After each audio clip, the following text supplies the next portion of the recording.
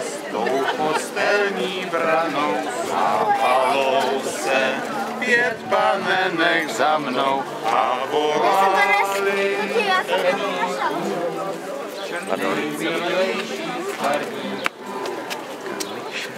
A volali Pepíku, nejmilejší farníku.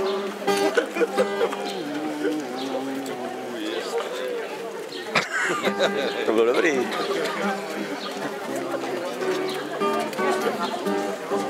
Jsi modoval i já.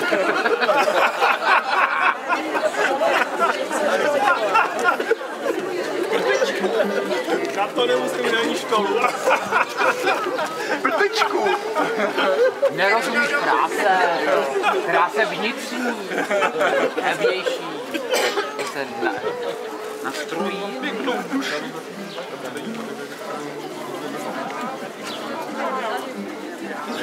Máme tam nějakýho zvěda. Máme tam nějakýho zvěda, aby se tam ještě...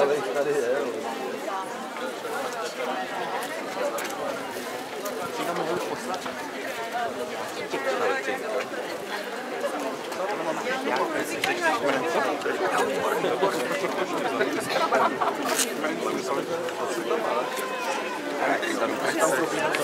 To se neříká, bohužel. Děkuji. Máme tady, jsou tady šokolady. Co to je? Když mi nějaký okolo během celý Ale tak ne, máme Kupší, stačí.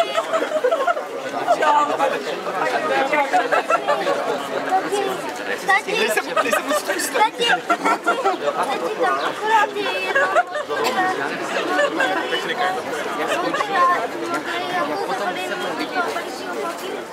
Ne, normálně tam to si říká černá igelitka s černým uchem.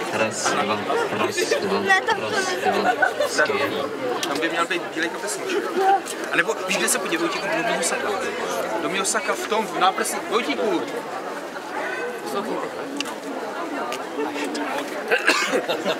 Ty padáváš z role. Josefko. hele, až ono.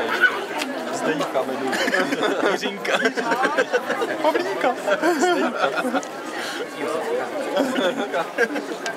Jistě to. Tak. Pánové, blokujeme to. Míša už takhle?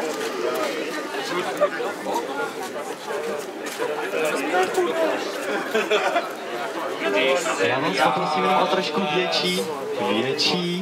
Pořádně dobrý, jo? Do Pepíka. O trošku větší kroužek, děkujeme vám. Panenek za mnou a volali Pepíku, nejmilejší farníku.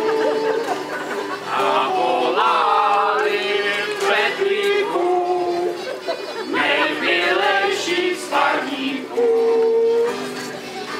Když jsem já les v tom kostelní. No přátelé, bývá takovým zvykem u svadeb, že většinou se leze přes takový provaz, ale tady se nám vloudily nějaké bývalé obdivovatelky našeho Pepy a nevím, jestli mu dovolí vylézt z toho kostela, asi to přesně nepůjde. Já bych vás poprosil, aby se přesně nějak, jestli by se přesně nějak mohlo dostat ven.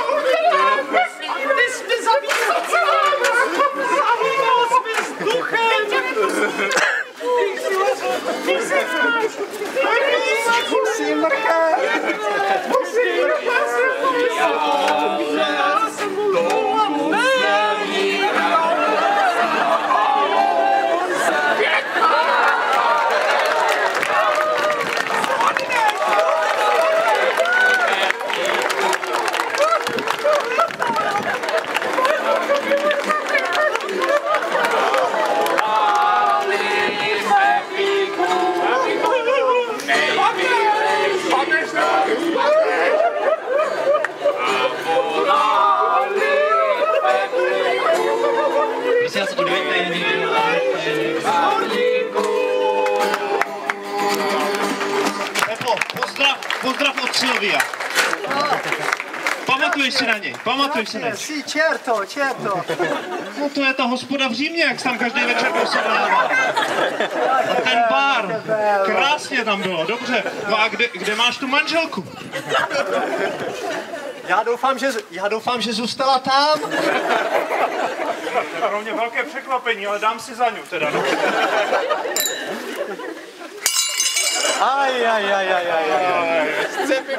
Vážení přátelé, já vás jenom upozorním, následující několika hodinové představení, které se tu chystá, se jmenuje Na každého jednou dojde. Jistě si pamatujete, jak jsme tady s Pepou vždycky pořádali nějaké takové krásné akce pro naše novomanžele a my jsme si říkali, že by bylo velkou škodou o to Pepíka ochudit. A navíc tam je takový jeden důležitý motiv. My jsme přišli na jednu důležitou překážku svěcení, na kterou nepřišel otec biskup. Je nám to trochu líto, a tak se to dneska zkusíme napravit, aby ještě před tím kněžským se to nějak jako vyřešilo, jo? Stane se občas a prostě Pepíkovi jedna věc k tomu kněžství pořád chybí. On nemá farní hospodyni. Ale my jsme se o to rozhodli, že se o to postaráme. Nebude stačit farní hospoda? A to není špatný nápad. Slovní základ je stejný, no. Motivaci velkou. My už několik měsíců se na to pečlivě připravujeme a prošli jsme takovým předselekčním procesem několik desítek tisíc kandidátek, které se hlásily. Například všechny členky dětského sboru Žďáráček, všechny absolventky Žďárského gymnázia z let 1993 až 2011 a ještě i některé neabsolventky. No prostě bylo jich hodně. Matfizačky jste nezapočítali? No, ale některé úřednice se přihlásily z e-banky, to byl takový zajímavý moment poměrně. A my jsme se rozhodli, že ti dneska pomůžeme vybrat tu opravdu nejlepší.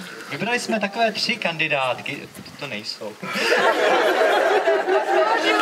Já myslím, že vy už můžete odejít. Už jste si svoje tady... Dohlídem na regulérno soutěže. Já bych rád Možná na nás dojde.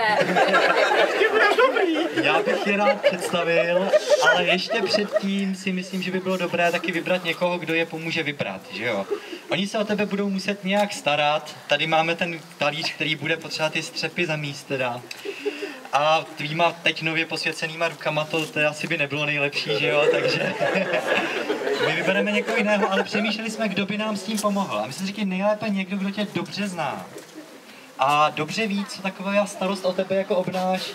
Takže já bych chtěl představit členy naší odborné poroty, kterými jsou paní Novotná s panem Novotným. Prosím, pojďte dál. Dále Pepíkovi sestry Marta a Jana. A nevíme, jestli Pepíkův bratr Pája tady někde je. Výborně.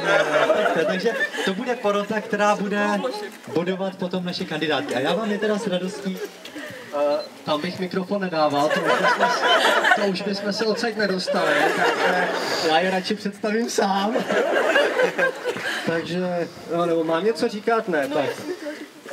To je moje maminka, můj tatínek, moje milovaná sestra a druhá moje milovaná sestra. Budoucí hospodyně. A ještě tady mám svého milovaného bratra, který už se taky blíží. A mikrofon si nechám u sebe, protože moje sestra Marta si ráda povídá. A nerad bych, aby jsme jako zmeškali i druhou mši svatou. Já jenom chci dodat, že my jsme právě to několika hodinové představení tady vymysleli, protože víme, že Pepa spěchá na vlak, který mu o 9:30 odjíždí do Prahy s jeho chorvatskými kamarády. A říkali jsme si, že je potřeba se učit v tom kněžském životě tomu, že ty věci jsou někdy prostě trošku jinak, než si je naplánujeme. Takže doufáme, že to stihneme tak do 9:30 v noci. Dnešní noci doufám. A nebo zítřejší. Já představím naše kandidátky, byl to opravdu těžký selekční proces, ale jako podařilo se nám je vybrat. Takže prosím, kandidátka Květa, je to taková bodrá horácká dívka v horáckém kroji, připravená vždy pomoct a prosím, druhou kandidátky jsme vybrali z tvého bývalého pracoviště, jako zmínil matfizačky. Máme tady ekonomku. Druhá kandidátka Martina se svým notebookem, ta se bude hodit na počítání parní vlů. Ostré podpatky má. Přátelé, a třetí kandidátka, ano, i z absolventek žáckou Miss Gimple 2012. Přátelé, oni to na Gimplu ještě nevědí, ale my už to víme. A my jsme si říkali, vy počkejte. Prosím porotu, aby opravdu dobře sledovala teďka a všecko pečlivě zvažovala, protože můžete svému synovi teďka udělat dobře nebo špatně na celý život v podstatě, jo. Je to skoro... A nemyslíte si, že když budu mít špatnou hospodyni, že budu častěji jezdit domů a že si budu chtět povídat. Takže my se vymysleli takový praktický první úkol, prostě tady máme ty střepy, že jo, takže poprosíme od kandidátky číslo 1, vy prosím hodnojte eleganci, gráci, jaký to, když ona se nemůže vohnout přes ty sukně. Tak dobře, tak zkusíme naši druhou kandidátku, ne z e-banky, ona to má určitě dobře zmáknutý, tady tyhle ty úkoly, se zlatem. Dřív propočítáme ztráty. Ztráty propočítáme a odečteme od nákladů opotřebení košťátka. Já myslím, že porodě stačilo. Děkujeme. Máme tady naštěstí ještě třetí kandidátku, paní Miss Gimple, nebo slečnu Miss Gimple, já vám tady podám nástroje. Já jsem nejelegantnější. Co to je? Tohle mě podržte. Tak. A kam s tím? Prosím vás, čím vy to zametáte?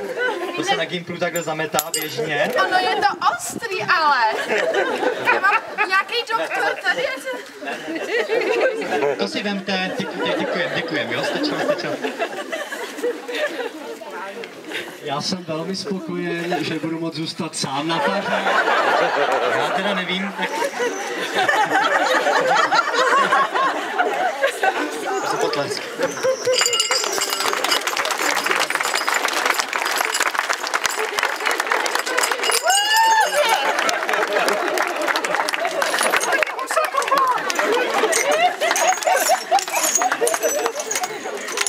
Já mezi tím, co Pepa zametá, tak bych poprosil naši odbornou porotu o hodnocení kandidátky číslo 1. Prosím, zvedněte na hlavu bodovací. Ta kandidátka číslo 1 získává 3 body, prosím, zapisujte to tam. Prosím dolů. O hodnocení kandidátky číslo 2, kolik bodů získává kandidátka číslo 2, prosím. Kandidátka číslo 2 získává opět 3 body, no to se moc nevyznamenali. Máme hodnocení od 1 do 9, jo, jak jste si slyšeli. A poprosím o hodnocení kandidátky číslo 3. A 3 body. A teďka poprosím ještě tak mimo soutěž, abychom to mohli s čím porovnávat, jestli bychom mohli udělat takové malé hodnocení tady Pepíka. Jak to šlo Pepíkovi, to zametání, prosím? Jo! No to je úžasné. 27 bodů. To byl samozřejmě jenom první úkol. Já myslím, že jsem se osvědčil jako svoje vlastní dobrá hospodyně, ne? Já si myslím, že ještě je tam potřeba totiž jedna strašně důležitá věc. A to je zpěv. Protože taková farní hospodyně se samozřejmě stará o farní sbor, obvykle, že jo, o schodu a tak. A je potřeba, aby dobře uměla učit zpívat ty lidi v tom kostele, že jo, a ty děti a tak dále. Takže my se připravili takový malý dětský pěvecký sbor, který bych prosil, aby předstoupil. Je složený tady z našich dětí. A zeptám se vás, kandidátku číslo 1, jakou písničku, teď úkol zní takto, jo, prosím vás, písnička k liturgii, jo, aby se to dalo zpívat v kostele, aby to ty děti uměly, takže zkusíme to naučit nějak. Takže každá z kandidátek naučí děti jednu písničku. No, já jsem se připravila číslo hode naše hode, to je takový, je to vlastně na církevní slavnost, tak si myslím, že to bude hodit. Ale děti ještě ten text neznají, takže prvně se to musí říct po mně. Čí jsou hody, naše hody. Je to pravda, naše. Hody, naše hody. pojďme stará do hospody. Prosím vás, to měla být mešní písnička. Ne pomešní písnička, ale jako mešní písnička. Děti, to zapomeňte ten text, prosím. Já bych poprosil naši druhou kandidátku, aby je naučila něco mešního. Propočítáme přesně sbírku a vyjde nám z toho, že je statisticky dokázáno, že slunce vyjde každé ráno. Můžete po mně, děti?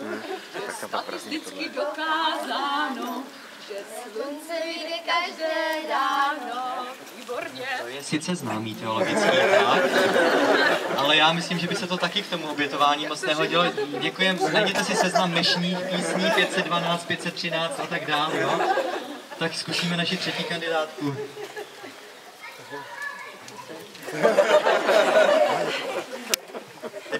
Tak, milé děti, to určitě všichni známe. Když se načančám, jen To já pan Farář taky nepotřebuje. Ne. Tak jsme opět trochu pohořeli. Asi to zase zbyde na pana faráře budoucího. My bychom poprosili, aby Pepík naučil děti teda nějakou písničku ze svou liturgii. Je to ze zad. Tak, co ještě neumíte? Tady jsou zády. Tam vlastně to je jedno. Takže zkusíme třeba nějakou veselou píseň. Dneska je krásně. To znamená, mohli bychom se naučit nějakou píseň o sluníčku. Takže to vypadá na slunce. Tak, já doufám, že to ještě zvládnu. Takže prosím všechny, abyste zpívali hlasitěji jak já, k vašemu vlastnímu dobru. Prosím, abyste se nenechali smát. Jiná. Prosím taky ty, kteří mají hudební sluch, aby si když tak zacpali uši nebo poslouchali jenom ty kolem sebe. A nenechte se zmást hrou na kytaru, jo?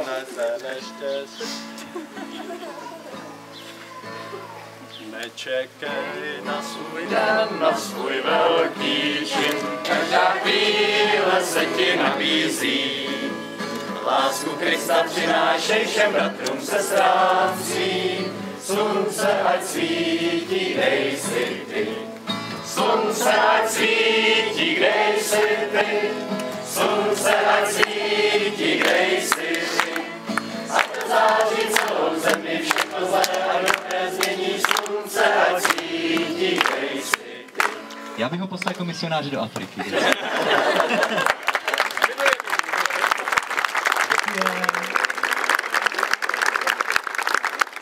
Tak prosím teď opět o hodnocení kandidátky číslo 1. 3 body, prosím zapište. O hodnocení kandidátky číslo 2. 2 a 3 body. To nejisté, protože neví. A o hodnocení kandidátky číslo 3. 3 body, tak a jen tak zase pro kontrolu hodnocení Pepíka, jestli bychom mohli poprosit, jak mu to šlo ten zpěv. 27 bodů, to chce obrovský a pro mě 6. 9, 18, 24, pište 24 bodů, prosím vás, jo? Ano, Novotnému se nelíbila intonace.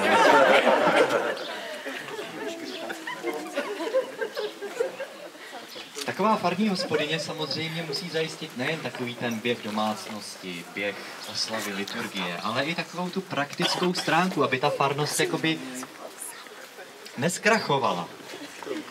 A proto jsme si říkali, že otestujeme také naše kandidátky na farní hospodyni společně s Pepíkem a uděláme takovou modelovou situaci. Nedělní mše svatá, lidé se rozhodují, zda dám korunu, 2 koruny, 100 korun do sbírky, takže bychom si to dneska tak jako vyzkoušeli. My pro vás máme připravené takové sbírkové kasičky. Chtěl bych poprosit naše krásné asistentky, aby rozdali našim kandidátkám. A tohle bude takový početní úkol, která prostě vybere nejvíc, ta dostane nejvíc bodů. Myslím, že Pepík by se měl taky snažit, aby ho těma bodama nepředběhl. Chtěl bych upozornit všechny vás, že my za chvilku vyšleme mezi vás, připravte si své peněženky, dávejte 10, 20, haléře, koruny, 100 koruny, 1000 koruny samozřejmě. Upozorňujeme vás, že to je opravdu teďka úkol, kterou kandidátku podporujete, tak ty opravdu tam dejte tu 5000, nebojte se. V rámci zachování pravidel upozorňuji, že peníze se nevrací po skončení tohoto pořadu. Ba naopak. Takže já to odstartuju a myslím si, že pustíme písničku. Já bych dodal jenom drobný dodatek, já beru i eura.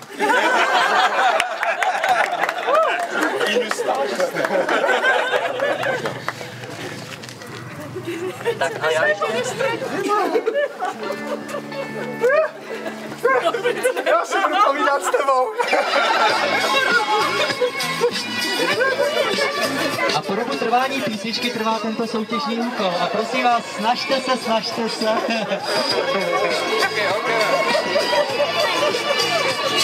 Je to opravdu nevratné, kdybyste si mysleli, že tak jako ze srandy něco dáte, tak jako nedáte, jo?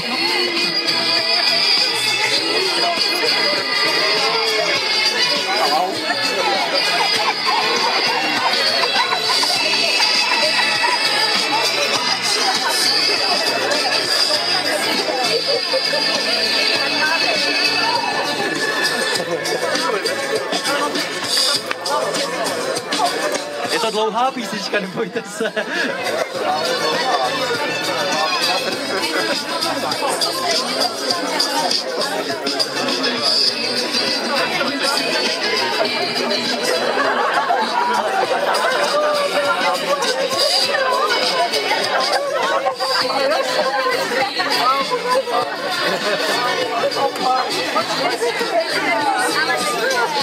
Je to základ té farní hospody, kterou Pepa bude odbírat, jo? Stačí, mě už to stačí. Mamka už má. Mámo, zaplať. Budeš dobrý. A kolik vybrali naše kandidátky, se podíváme hned teď. Bude to... Ty brďo, já myslím, že některá z nich vyhraje. No tak to moc není. To taky moc není. Co naše miska? Já mám hodně. No, ono to je těžký, no. Já si myslím, že to je hodně. Pepa to má dost lehký, ale dost lehký. Ajajajaj. Tak to zvážíme, jo. A 1, 2, 3, 4, Já to mám v ruce. Já to mám 50. To je... A to je dost celkem. To je 223 korun. Pište 222 bodů, prosím. A mám euro. No, tak ekonomka se nám moc nevytáhla teda, no 82 korun, deseťáky už neplatí. Ten možná bude cenější. Za 10 let. Ty jo? No, nebo za 20. 320 odhadem. A mám nám šipinu pro štěstí. Tak to je 330, tam dejte. A tak tady napište 1250. Nož, Pepíku, zjistili jsme, že ty úkoly zvládneš ve své farnosti skutečně nejlépe sám. My jsme si říkali, že když už ti teda neumožníme ten vlak, aby ho skutečně jako stihl pěšky, tak ti připravíme aspoň dopravní prostředek, kterým na to náměstí, prosím vás, sesypte mi to tady. A tady máte na vlak, přátelé, prosím vás, uvolněte nám tady cestu a místo tady máš, Pepo, na vlak, prosím tě. A běž, už tě tam přátelé z Chorvatska čekají. Můžem?